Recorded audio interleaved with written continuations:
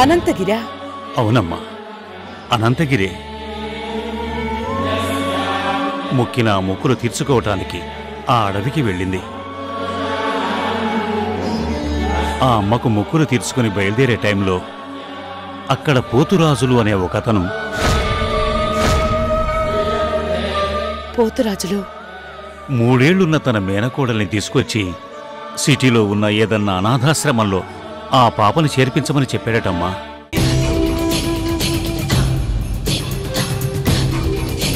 ఎందుకంటే ఆ పాప పుట్టుగుడ్డిది కాబట్టి. తనని పెంచి తనకు మంచి చేయలేను అనే భయంతో పట్నంలో ఉన్న ఏదైనా ఆశ్రమంలో చేర్పించమన్నాడట. నా చెల్లికి ఆ పాపను చూడగానే ఆ అమ్మవారే తనకిచ్చిన పాపలా అనిపించి తనే పెంచుకుంటానని తీసుకొచ్చిందమ్మా. ఆ పాపే జానకి.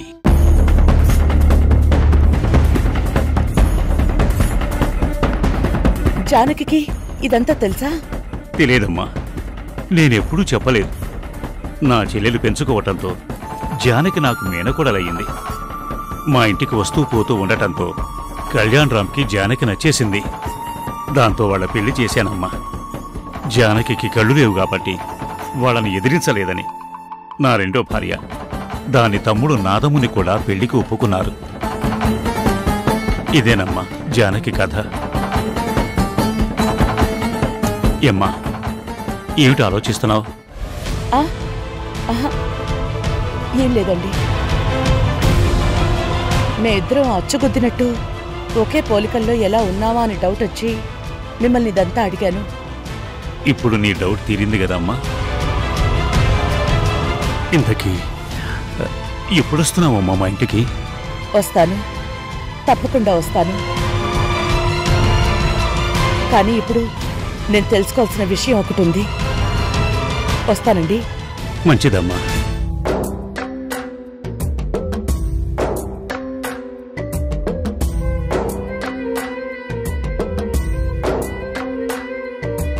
ఎటువైపో ఎటువైపో జీవితమే ఎటువైపో,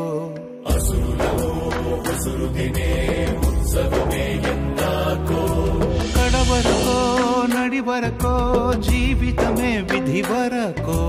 మనిషి గుణం మనిషితనం నడుమనరణమే సిరికో. ఏ ప్రాణం పోయే దెవ్వరి కోసం, దేవుడైన రాయి దాటిరాడు ఎందుకో. ఎటువైపో ఎటువైపో జీవితమే ఎటువైపో. బంగారవ్వ,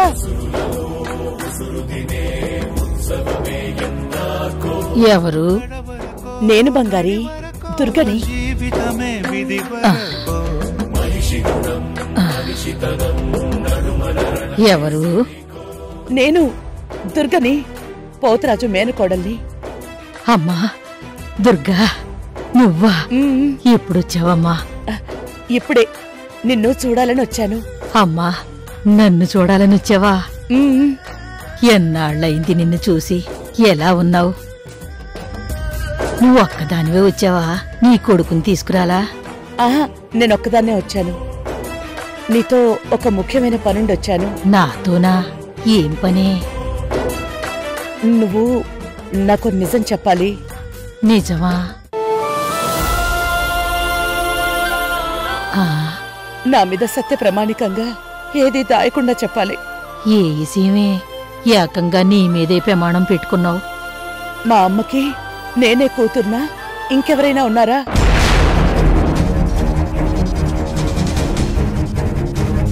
అది నా మీద ఒట్టు పెట్టావు. నిజం చెప్పు బంగారి. మా అమ్మకి నేనొక్కదాన్నే ఆడపిల్లనా? నాతో పాటు ఇంకో పిల్ల కూడా ఉందా? అయ్యో, ఇది నన్నే ఎందుకు అడుగుతున్నావే? ఎందుకంటే ఈ విషయం గురించి తెలిసిన మా మావిని అడగాలంటే ఆయన చనిపోయి 15 ఏళ్ళు అవుతోంది. అవునే, పాపం జైల్లోనే చచ్చిపోయాడు. మా విషయం తెలిసిన పెద్దవాళ్ళెవ్వరూ బతికిలేరు, నువ్వు తప్ప. అందుకే నిన్నడుగుతున్నాను. చెప్పు బంగారి. ఈ విషయం బయట పెట్టొద్దని మీ మావ నా కాడ మాట తీసుకున్నాడే. మన అమ్మూరు సాక్షిగా ప్రమాణం చేసినాను మీ మావకి. మావ ఇప్పుడు లేడు కదా బంగారి. అవునులే, మనిషి ప్రాణమే గాల్లో కలిసిపోనది, ఆడు మట్టిలో కలిసిపోనాడు. ఆడి మీదేసిన ప్రమాణం అమ్మూర్లో కలిసిపోదా? చెప్పు, నాతో పాటు ఇంకో ఆడపిల్ల ఉందా లేదా? ఉండేదే.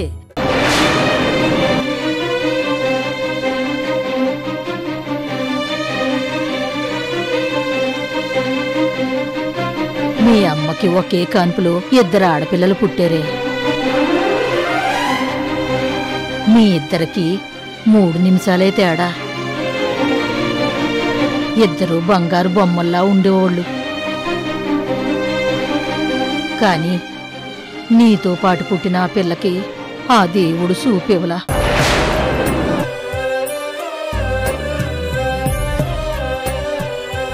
మీరు పుట్టిన 3 దినాలకే మీ అమ్మ చనిపోనాది. ఆ దిగులతో ఏడాదికే మీ నాన్న పోయినాడు. మీ మావ మిమ్మల్ని పెంపకానికి తీసుకున్నాడు. కాని ఆడి వల్ల కాలేదు ముగ్గురిని సాకడం. అందులోనూ 2 సంటి బిడ్డలు. అందులోనూ ఓ బిడ్డకి కళ్ళు లేవు. 3 ఏళ్ల వరకు సాకి ఆ తర్వాత ఎవరో మన అమ్మోరు కాడికొచ్చే ఒక ఆవిడకిచ్చేసి పట్నంలో ఎక్కడో వేసేయమన్నాడు.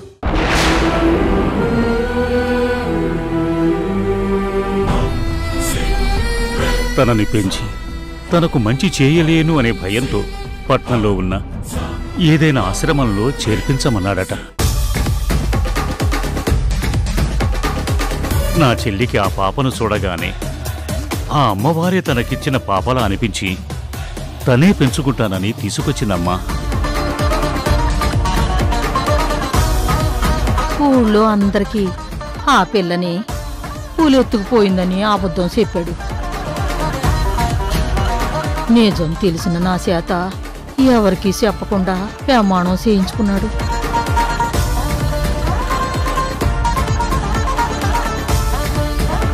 మా ఇద్దరికి సంబంధించిన గుర్తేదైనా ఉందా బంగారి నీ దగ్గర? గుర్తా? అది అప్పుడు మీ ఇద్దరిని కలిపి ఓ పట్నం బాబు ఫోటో తీశాడు. అది మాత్రం నా దగ్గర ఎక్కడో ఉండాలి. అదిగో ఆ మూల పెట్టుంది కదా, దానిలో ఉండాలి చూడు. చూస్తాను.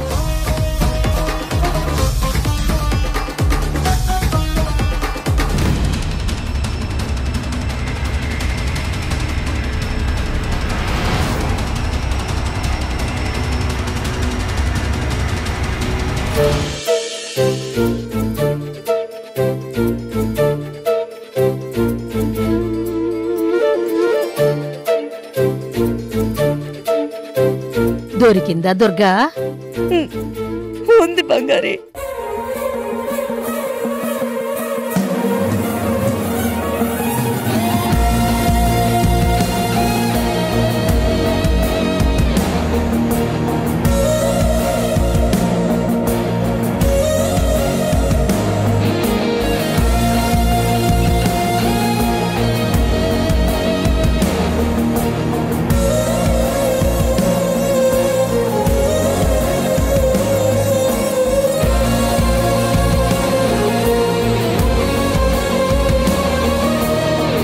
బంగారి, ఈ ఫోటో నేను తీసుకెళ్ళినా? తీసుకోవే, అది నీదేగా. అవునే దుర్గా, ఇన్నేళ్ల తర్వాత ఈ విషయం ఎలా తెలిసింది? నేను నాలాగే ఉన్న నా చెల్లెల్ని పట్నంలో చూశాను. చూసావా?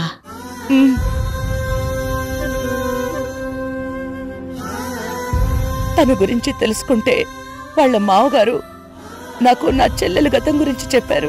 అలాగా? పోనీలే, ఇన్నేళ్లకి నీ చెల్లిని చూసావు. కళ్ళు లేని పిల్లది, దాన్ని నువ్వే బాగా చూసుకోవాలి. చూసుకుంటాను బంగారి, నా చెల్లెల్ని నేను బాగా చూసుకుంటాను. తన జీవితాన్ని బాగు చేస్తాను. నేను బాగు చేస్తాను.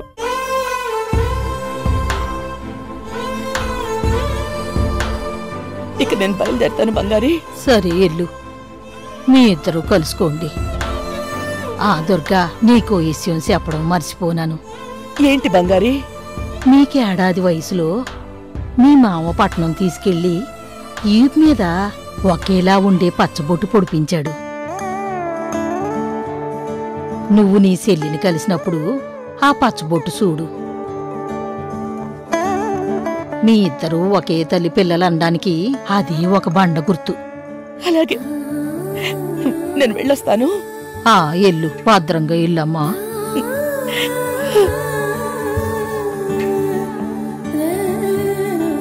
బంగారి, ఇదిగో ఈ డబ్బులుంచు. అయ్యో, నాకెందుకు దుర్గా? ఖర్చులకుంటాయిలే, తీసుకో. వద్దమ్మా. ఉంచు. నువ్వు భద్రంగా ఇల్లు దుర్గా. నీ చెల్లిని జాగ్రత్తగా చూసుకో. సరే, వెళ్ళొస్తాను. సరే ఎల్లమ్మా, జాగ్రత్తగా ఇల్లు.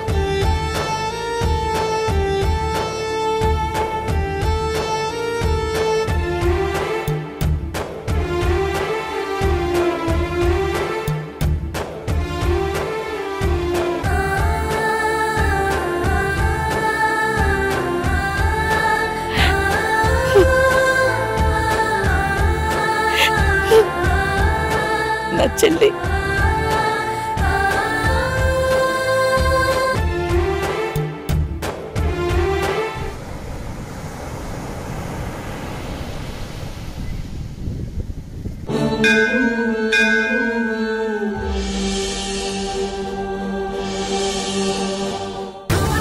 మావయ్య, దుర్గా మన ఇంటికి వస్తానని చెప్పింది కదా, మరి నేరుగా మన గెస్ట్ హౌస్ దగ్గరికి రాకుండా ఇక్కడికి ఎందుకు పిలిపించింది? ఒకవేళ తన మనసు ఏమైనా మార్చుకుందా? లేదమ్మా, దుర్గా గురించి నేను పూర్తిగా తెలుసుకున్నాను. తను ఎవరికైనా సాయం చేస్తానని చెప్పిన తర్వాత ఇప్పటి వరకు తను ఏ రోజు మాట వెనక్కి తీసుకోలేదు, సాయం చేయకుండా ఉండలేదు. అయితే నాకు ఫోన్ చేసి గుడికెందుకు రమ్మంది మావయ్య? తను ఏ రోజు వస్తానో చెప్పడానికి రమ్మనుంటుంది. ఆ మాట ఫోన్లో చెప్పినా సరిపోతుంది, కానీ నన్ను కూడా ఇక్కడికి తీసుకురమ్మని చెప్పిందంటే ఇంకేదో విషయం ఉండే ఉంటుంది. మావయ్య, నాకు చాలా టెన్షన్గా ఉంది మావయ్య.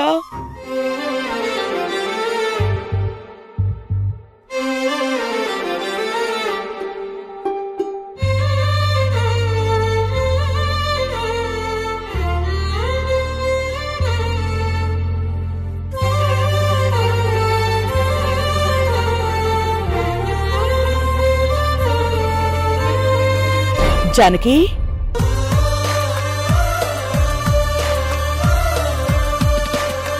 దుర్గా, దుర్గా, జానకి,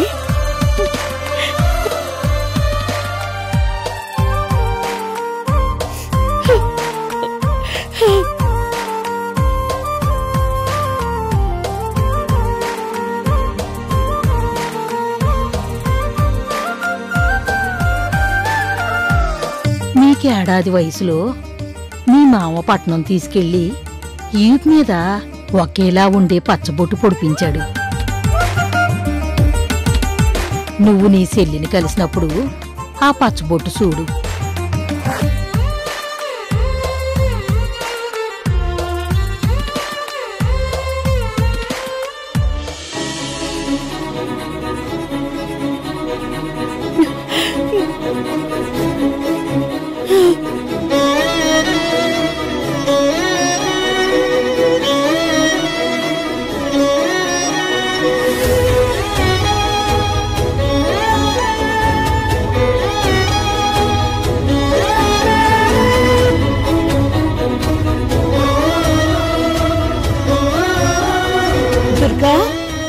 నువ్వు మా ఇంటికి రావడానికి ఒప్పుకున్నావంట కదా? ఎప్పుడొస్తున్నావు దుర్గా? ఎంత తొందరలో వస్తున్నావు చెప్పు.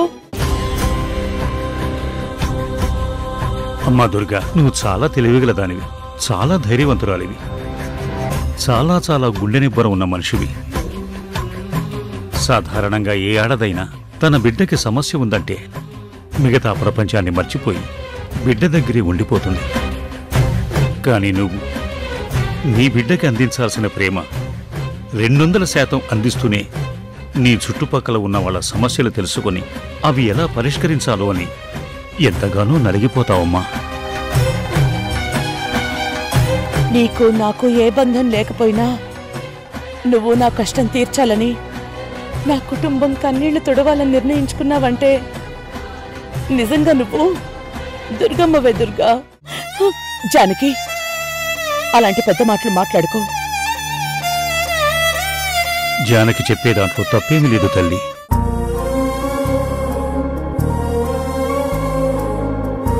ఆ కాలంలో మనుషులకి రాక్షసుల వల్ల కష్టాలు వస్తే ఆ మనుషులతో ఏ సంబంధం లేకపోయినా దేవుడు ఏదో ఒక రూపంలో వచ్చి రాక్షస సంహారం చేసేవాడు. ఇప్పుడు నువ్వు కూడా నీకు సంబంధం లేని నా కోడలి జీవితాన్ని బాగు చేయటం కోసం, మా ఇంట్లో ఉన్న రాక్షసులకు బుద్ధి చెప్పటం కోసం మా ఇంట్లోకి అడుగు పెట్టడానికి ఒప్పుకున్నావు. నువ్వు నిజంగా మా పాలిట దేవతవేనమ్మా. అయ్యో దుర్గా, నేనెంత భయపడిపోయానో తెలుసా? నీకు మా ఇంటికి రావడం కుదరదేమోనని, మా కష్టాలు తీరవేమోనని చాలా చాలా భయపడ్డాను. మావయ్య నీ వెంటపడి నీకు ఫోన్లు చేసి విసిగించి కొడుకు ప్రాణం మీదకొచ్చిన కష్టంలో ఉన్న నిన్ను మా ఇంటికి రమ్మని అడుగుతుంటే అది నాకు బాగా అనిపించలేదు. చివరికి నిన్ను ఇబ్బంది పెట్టొద్దని మావయ్యకి చెప్పేద్దాం అనుకునే టైంకి నువ్వు ఒప్పుకున్నావని మావయ్య చెప్పారు. చెప్పగానే నాకు చాలా చాలా సంతోషం అనిపించింది. ఆ దేవుడికి దండం పెట్టుకుని ఏడ్చేశాను. నాలో ఎక్కడో మూల ఓ అపరాధ భావం నా మనసుని గుచ్చుతూనే ఉంది. అపరాధ భావమా? అవును దుర్గా. నా కుటుంబాన్ని బాగు చేసుకోవడం కోసం ఏ సంబంధం లేని నిన్ను తీసుకొచ్చి నా ఇంట్లో ఆ రాక్షసుల ముందు పడేసి నీ తల మీద సమస్యల సుడిగుండాన్ని పెట్టడం కరెక్ట్ కాదేమోనని. జానకి, నేను నా జీవితం అంతా ఇలాంటి సుడిగుండాల్ని, తుఫాన్లని ఎదుర్కొంటూ వచ్చిందాన్నే. మీ ఇంట్లోది ఎంత పెద్ద సునామీ అయినా దాన్ని నేను సెట్ చేస్తాను. ఇది నువ్వు నాకు తగిలించే బరువు కాదు, నాకుగా నేనే నా తలకెత్తుకునే బాధ్యత. దుర్గా, దుర్గా, దుర్గా, నా రూపంలో ఉన్న నువ్వు ఇలా కౌగులించుకుని ధైర్యం చెప్తుంటే నాకెలా ఉంటుందో తెలుసా? నా తోడబుట్టిన అక్క నన్ను ఓదార్స్తున్నట్టుంటుంది.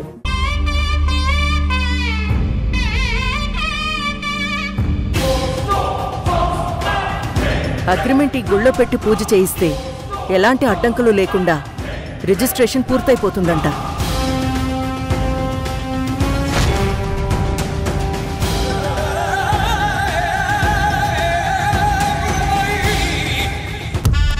ఏ రోజే కాదు, ఆ రోజు కూడా నన్ను కౌగులించుకోగానే నాకు నీ మీద ఎంతో అనుబంధం ఉన్నట్టుగా అనిపించింది.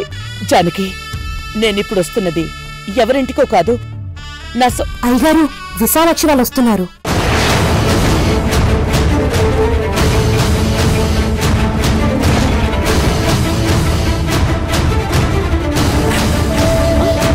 మావయ్య, అమ్మ దుర్గా, జానకి, విశాలాక్షి మీ ఇద్దరిని కలిపి ఇక్కడ చూసినా, దుర్గా ఒక్కదాన్ని చూసినా మనం వేసుకున్న ప్లాన్ మొత్తం సర్వనాశనం అయిపోతుందమ్మా. పదండమ్మా, వెంటనే ఇక్కడి నుంచి పదండి. పదండమ్మా. పదండి.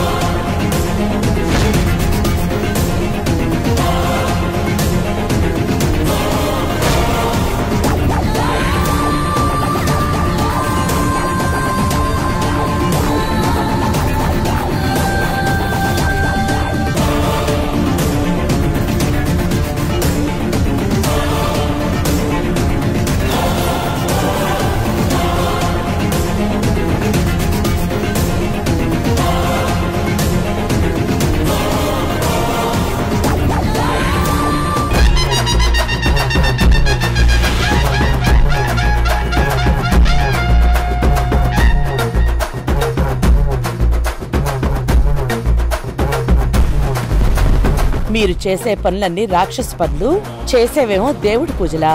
ఇన్నాళ్ళు అమాయకులు కాబట్టి భరించారు. ఇప్పుడు నేనొస్తున్నాను. మీ అందరికీ తగిన బుద్ధి చెప్తాను.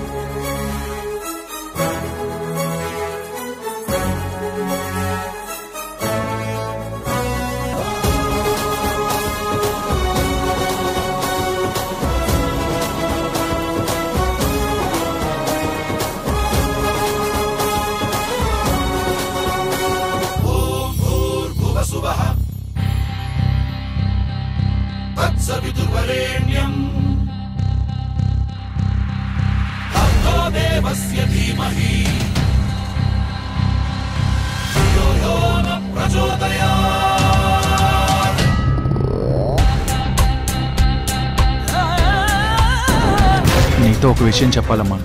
చెప్పు నాన్నా. నేను ఒక డెసిషన్ తీసుకున్నానమ్మా. ఏంటి?